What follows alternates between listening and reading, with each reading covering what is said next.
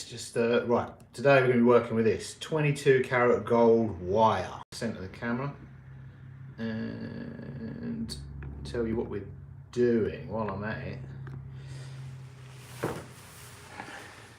Right, welcome to Roberts & Co, welcome to London, another live jewellery making session. Coffee, live at 5.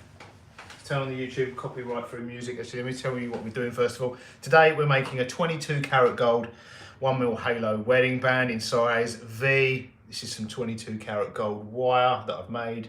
Previously I make it in metre long batches. So in some of our long format YouTube videos, and actually even in our, I haven't done it in its entirety in a live stream, but you can watch us in live streams melt gold and pour it into an ingot.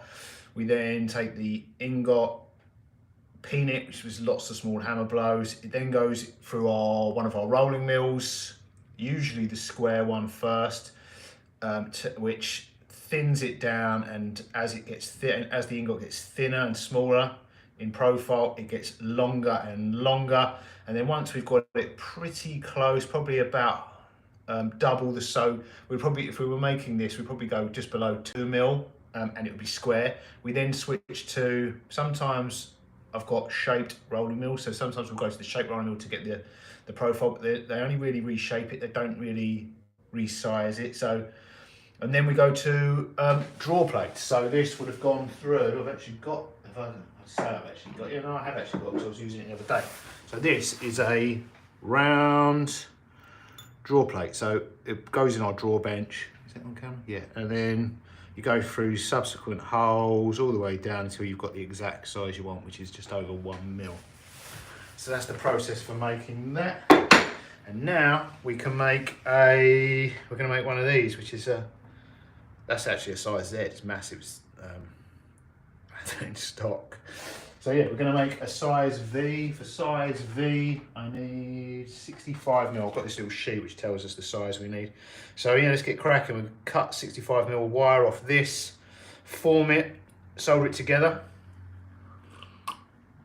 I'll give you a look at the 22 karat gold ring. Let's get the copyright free music going, the YouTube music.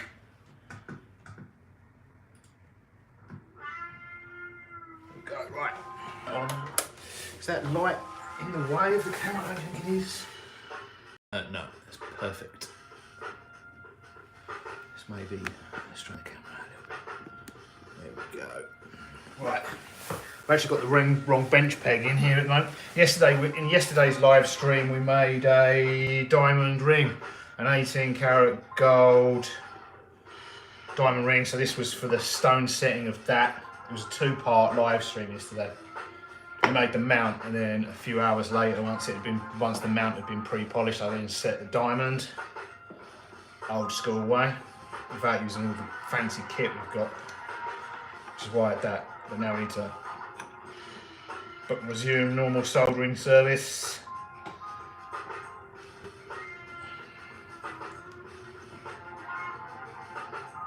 Yeah, it's quite handy having all these bits that bolt on and off the GRS system, Benchmate. But I didn't want to move that. Watch that live stream. That's why the diamonds all sat there in the tube from yesterday as well. I still need to tidy that up. I don't want to lose those diamonds. It's quite a lot of money sat there, believe it or not. It's a pile of 18 karat gold, a pile of diamond, and more 18 karat gold. I need to tidy up. Right. This is 22 karat gold, which is a minimum finesse of 91.6%. So 91%, minimum 91.6 pure gold.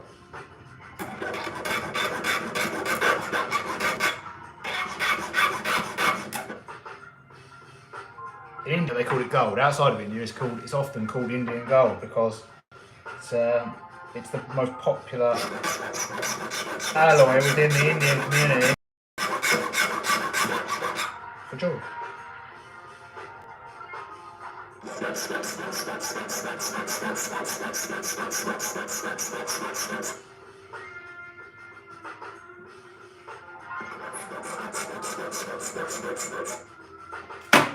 Right, we've got say 65.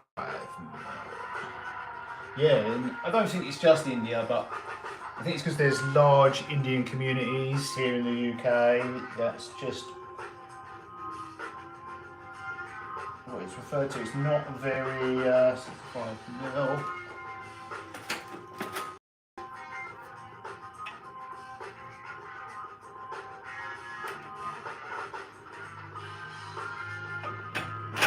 Side cutters. Yeah, it's way more popular. 22 carat and above is a way more popular alloy amongst the Indian and Asian as well communities than it is European communities and customers. I don't think it was always that way, because if you look at a lot of the antique wedding bands that are available, a lot of them are 22. A lot of them are. But maybe that's, I don't know why those ones survived and weren't melted, because they're the most valuable. But if you look at a lot of wedding bands from before the 1930s, a lot of them are 22. There's probably more 22 out there that I've seen pop up for sale than 18. Certainly more than 9. Maybe you don't know what the gold price was, do you, relative to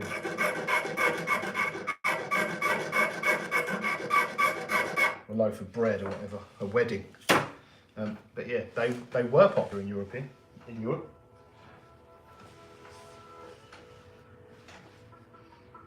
I guess it's the price as well, let's face it. The higher the gold content, the dearer they are.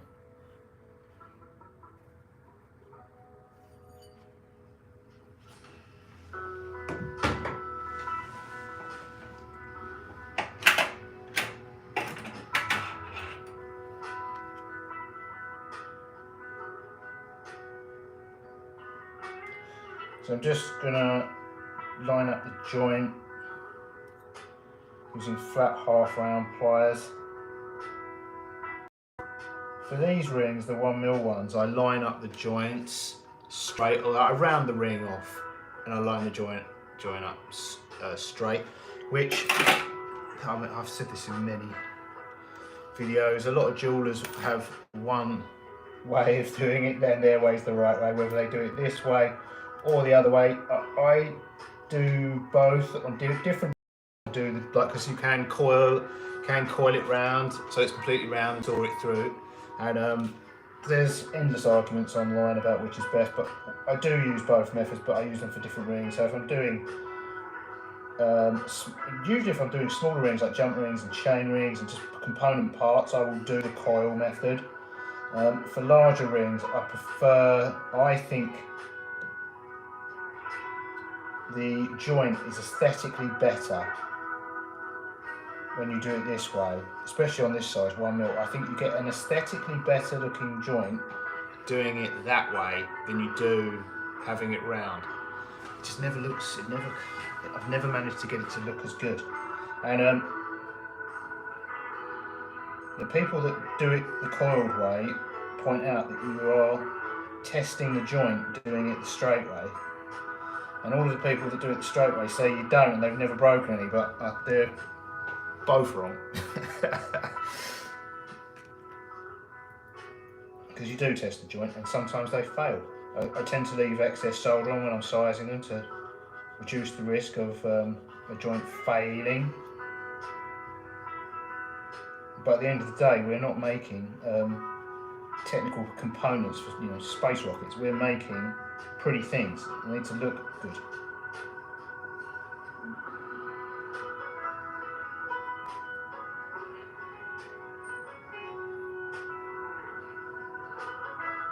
If you wanted the strongest ring available, you wouldn't be making out gold, precious metals in the first place.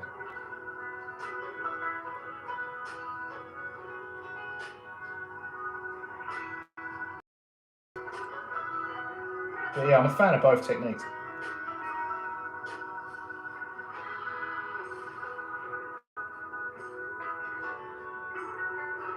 I wouldn't want to be stuck with one.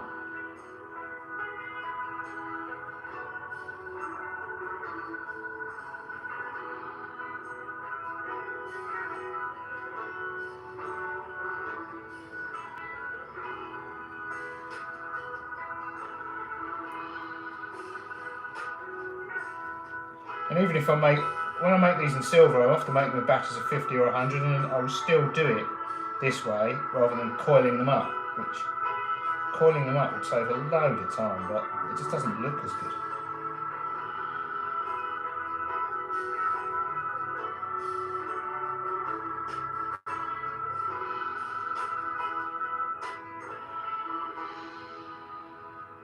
Well, the finished ring doesn't look quite as good. You can sort of see where you can always sort of see where the joint was. It's like a little peak.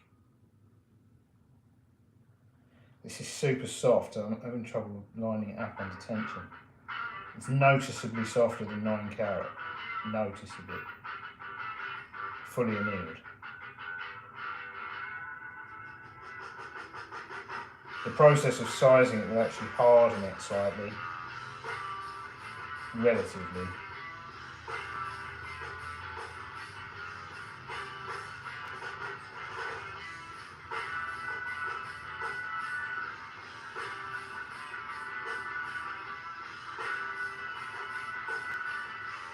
Yeah, it's really hard to get any. I think what's happening when I keep bending it is work hardening, and it's taking, and it's getting easier to line up. With notes as super soft, it's very difficult. It's a very difficult alloy to position.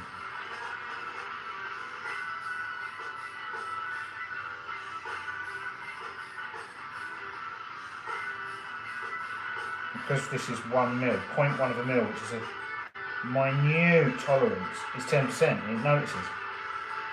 It's really got to be bang on.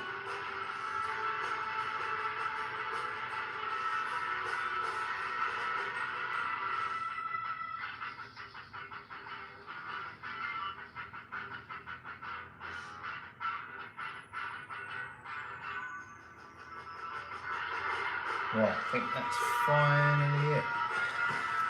I'm not going to show you to that because I don't want to move it out of position and have to do that again.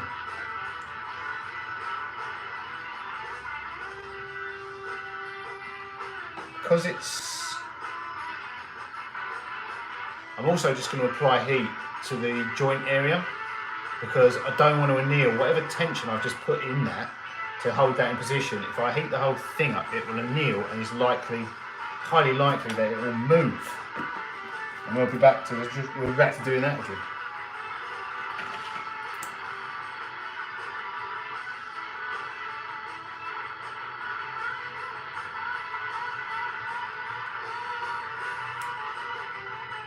Right, a little bit of solder.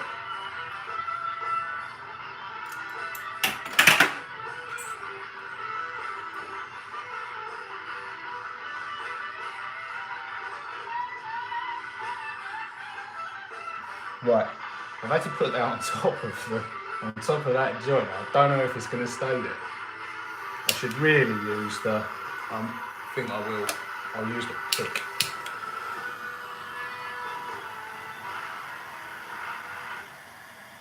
Right, okay, it's balled up. Nice.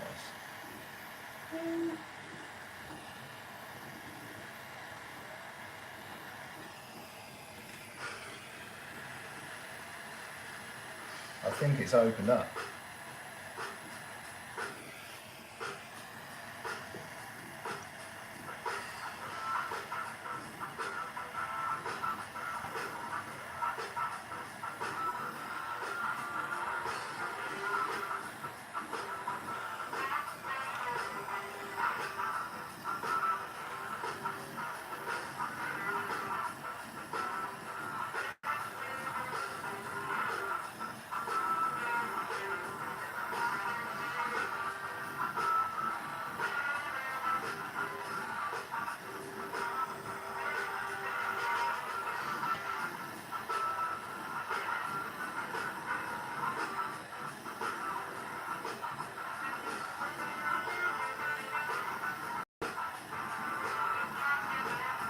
I'm being pretty cautious with this because I don't want to melt it obviously, but I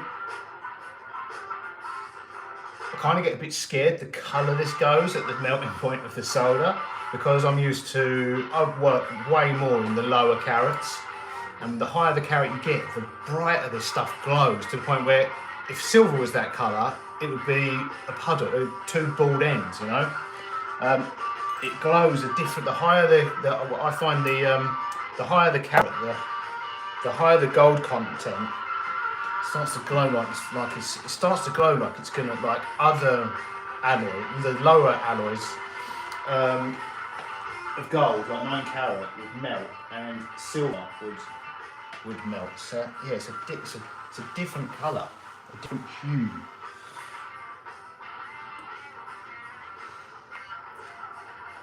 I get scared.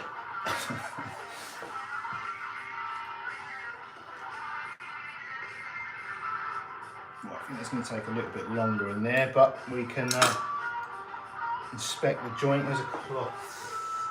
Where is it, cloth? Velvet cloth. Definitely recommend these. This is the MF, I think, microfiber like these. They've been washed. They can machine wash them. They're unimpregnated. They're just good for having around, cleaning and stuff. I like the white one as well.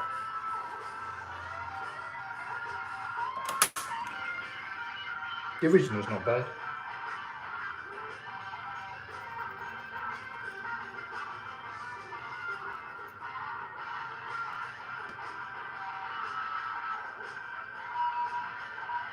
Right, yeah, that looks good.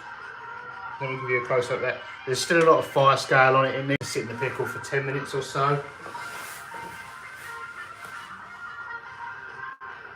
There we go.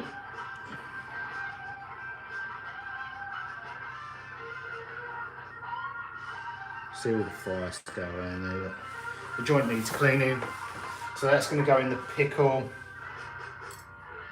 for a few minutes. Have I got any other jobs on the go at the moment? I've run out of, I know what I need to do. I know what we can do. We'll just quickly make, while I'm just waiting for that for 5 minutes, I'll make some silver rings. I always need some silver. I'll make the same ring in silver. What sizes do I need? I could do with some more size eyes. Let's make a few size eyes. I made them the other day. We'll just make a couple of size while we're waiting for that to clean. Because then what I can do with the 22 carat gold ring is, once that's cleaned off, I want to get most of that fire scale off before I round it off. So yeah, let's make a couple of size eyes.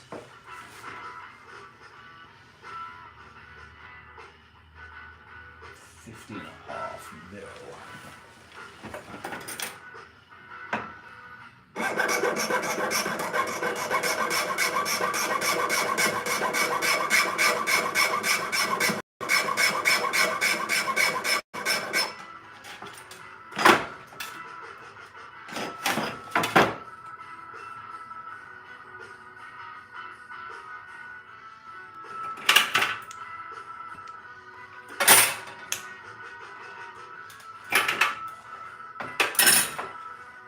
The price difference between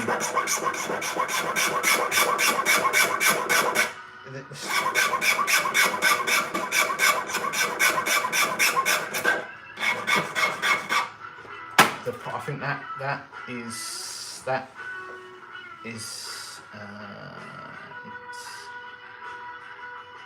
the same job basically. Doing this in silver, they cost 20 times more than the silver version. 20x, nearly 20, somewhere between, my maths is not. But the current, based on the current selling prices, and I think if anything the silver is slightly overpriced, because a certain percentage of that is the postage. A huge percentage of that is the postage.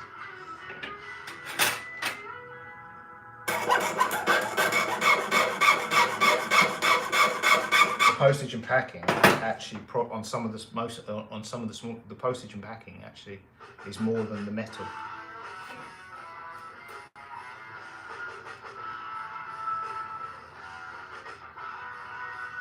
Them jiffy bags ain't free, neither's Royal Mail. Right, let's just make those 3 up.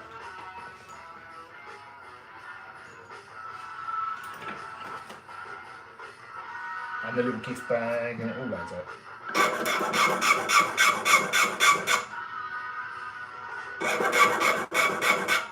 So yeah, the silver ones probably outsell the 22 karat gold ones more than 200 to 1.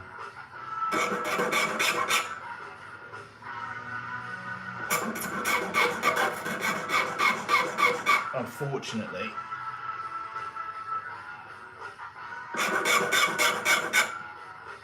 Because the same amount of labour for me.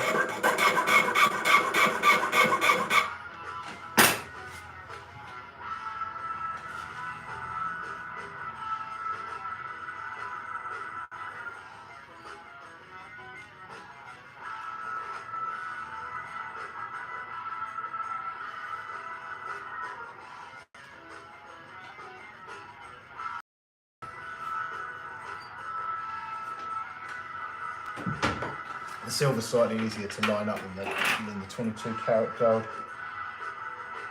It's actually purer metal. The silver's 92.5% fine silver minimum, whereas the 22 karat's 916. So it's just harder. It's got so it's easier, more tension in it.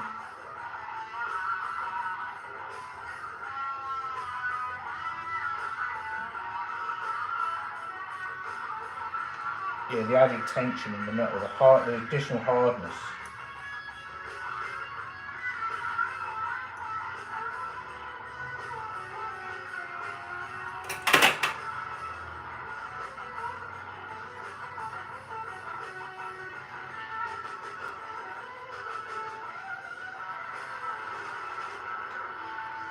I don't know whether there's much difference in like how do you measure hardness? Is it moles or something?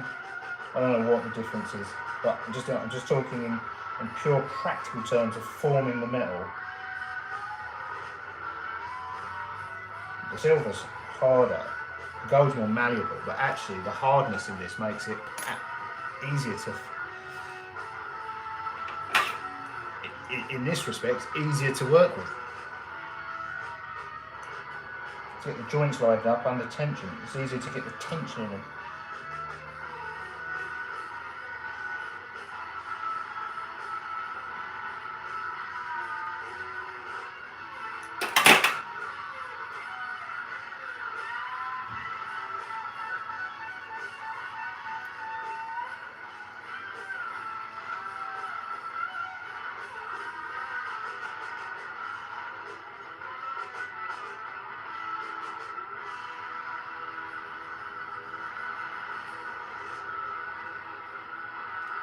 Right, flux down, solder them, then hopefully the 22 karat ring will be ready.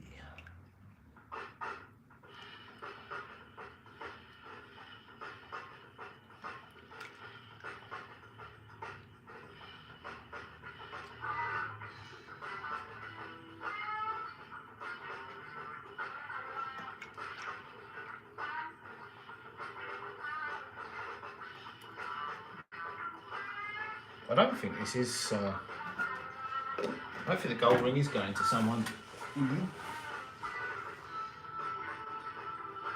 No. It's going to someone called Susan. It's not a typical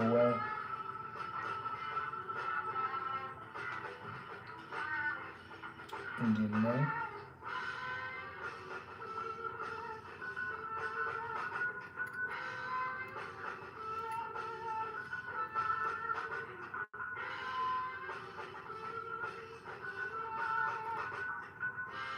Shout out to Susan.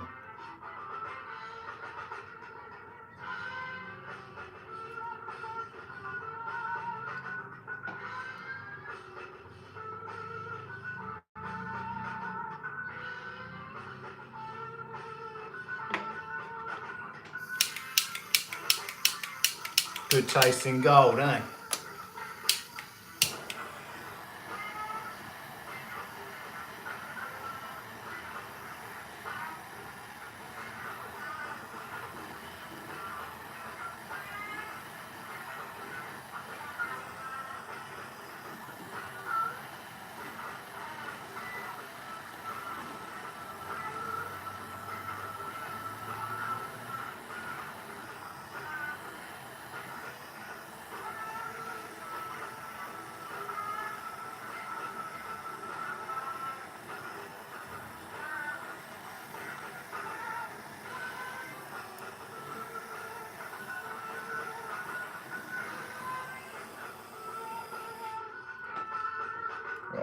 those 3 done. Let's get those in the pickle, get the 22 carat out. Second out.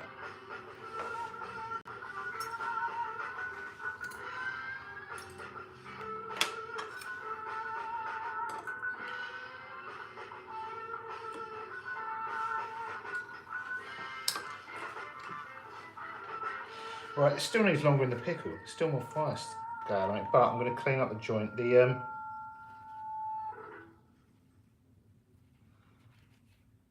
main thing is that the flux is off because is it off? The flux the flux when you heat it on, it almost becomes like glass-like. It's rock hard. Like you can. It's hard to get off with a file, and if you don't get it off, you can start hammering on it on a triplet. You can actually mark the ring there. But yeah, it's just.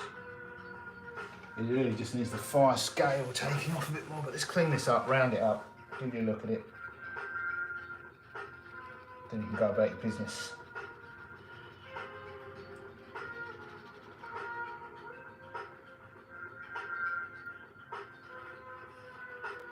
So I've just got to get the excess solder off.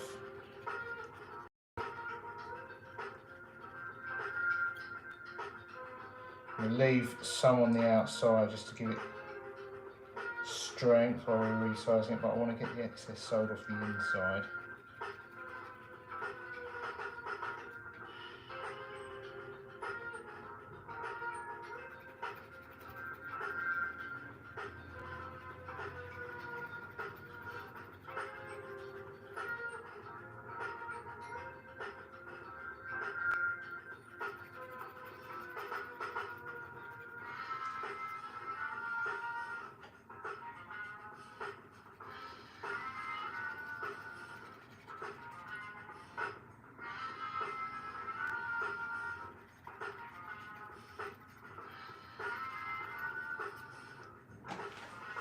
Looking good.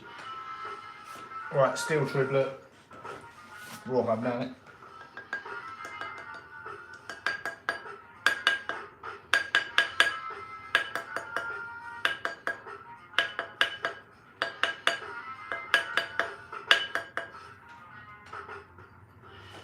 Quite wavy. What we will do with this once it's cleaned, before we polish it, is I will actually get the final size using I mean they're called ring stretchers, but I actually use them as a sizer for all rings before, because what the ring stretchers do, ring sizers, is go up, size them up a little bit, size them down, compress them down, and then compress them down to the correct size, because what the compression does on the compression rings is it not only makes them perfectly round, that you can't, round so perfect you can't do with a triplet and a hammer, but it flattens them out perfectly, so they're perfectly round and perfectly flat, which that ring right now is neither. I mean, you could spend, I'm guessing if you spent long enough taking it up a size on the triplet by hammering it, and then got steel block and turning it, but it's a lot quicker and a lot better using a, right, where's the ring stick? Let's see what size we're at.